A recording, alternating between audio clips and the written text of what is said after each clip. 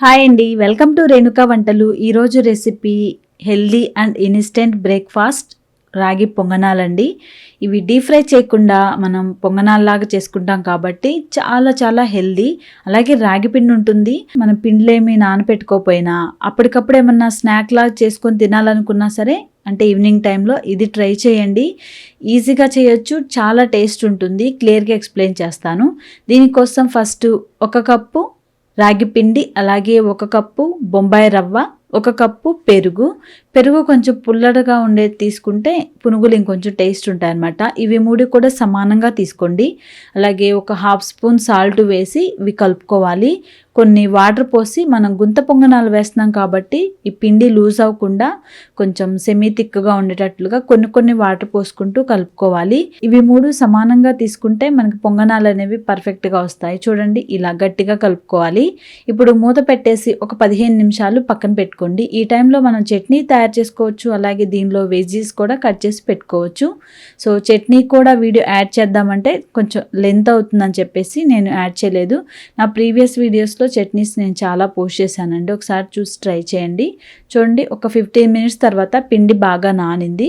ఇప్పుడు 1 కప్పు బాగా సన్నగా తరిగిన ఉల్లిపాయ, అలాగే అరకప్పు తురిమిన క్యారెట్, 1 ఇంచ్ అల్లం తరుగు, అలాగే 2 పచ్చిమిరకాయలు బాగా సన్నగా తరిగి వేసుకోండి.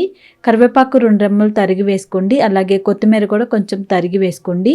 అలాగే 1/2 స్పూన్ జీరా కూడా వేసుకొని వీటన్నిటిని మిక్స్ చేసుకోవాలి. ఇక్కడ మనం వాటర్ ఎక్కువ వేయకూడదు అనమాట. గుంత పొంగనాలకి కొంచెం బ్యాటర్ గట్టిగా ఉండాలి. అలాగే 1/4 స్పూన్ కంటే కొంచెం తక్కువ వంట సోడా వేసి కొన్ని వాటర్ వేసుకోండి. అంటే మన కన్సిస్టెన్సీకి తగినట్లుగా చూసుకొని వేసుకోవచ్చు. బ్యాటర్ మనకి ఇలా ఉండాలన్నమాట.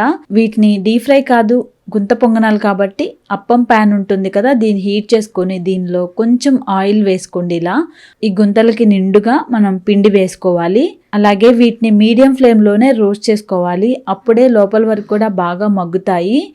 జనరల్గా డీప్ ఫ్రై చేసే పునుగుల కంటే కూడా ఈ గుంత పొంగనాలు నాకు చాలా ఇష్టం అండి. ఎక్కువ తింటానన్నమాట. చాలా టేస్టీగా కూడా అనిపిస్తాయి. ఇలా మీకు ఎంతమందికి ఇష్టమో నాకు కామెంట్ చేయండి. వీటిని మూత పెట్టేసి ఒక 5 నిమిషాలు మీడియం ఫ్లేమ్లో కుక్ చేసుకోండి. చూడండి, ఇవి చక్కగా పొంగాయి. అలాగే అడుగు మాడిపోకుండా బాగా రోస్ట్ అవుతాయి మీడియం ఫ్లేమ్లో అయితే. వీటిని ఇలా తిప్పుకోండి. ఇది నాన్ స్టిక్ అప్పం ప్యాన్ కాబట్టి ఈజీగానే పడుతున్నాయి, అతుక్కోకుండా ఉంటాయి.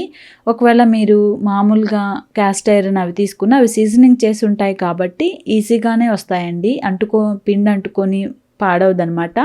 ఇలా తిప్పుకున్న తర్వాత కూడా మీ ఇష్టము. కొంచెం ఆయిల్ వేసుకోవాలంటే 1 స్పూన్ వరకు కొంచెం ఇలా డ్రాప్స్ లాగా వేసుకోండి. తర్వాత మూత పెట్టి మరొక 5 మినిట్స్ మీడియం ఫ్లేమ్లోనే కుక్ చేసుకోండి. చూడండి, చక్కగా 2 వైపులా బాగా రోస్ట్ అయ్యాయి. గుంత పొంగనాలు రెడీ అయిపోయాయి. మీడియం ఫ్లేమ్లో కుక్ చేసుకుంటేనే పిండి లోపల వరకు కూడా బాగా కుక్ అవుతుంది. మధ్యలో పిండిగా లేకుండా ఉంటాయి. ఆల్రెడీ ఫస్ట్ బ్యాచ్ తీసేసానండి. సేమ్ సెకండ్ బ్యాచ్ కూడా అలాగే. ఇన్స్టెంట్గా చేసుకునే హెల్దీ బ్రేక్ఫాస్ట్ గుంత పొంగనాలు రెడీ అయిపోయాయండి.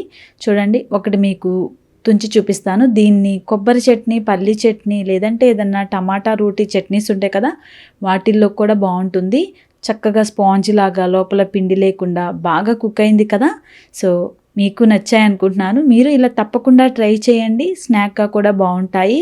ఈ వీడియో ఎలా అనిపించిందో నాకు కామెంట్ చేయండి. అలాగే మీ ఫ్రెండ్స్కి, రిలేటివ్స్కి షేర్ చేయండి friends. Thank you for watching.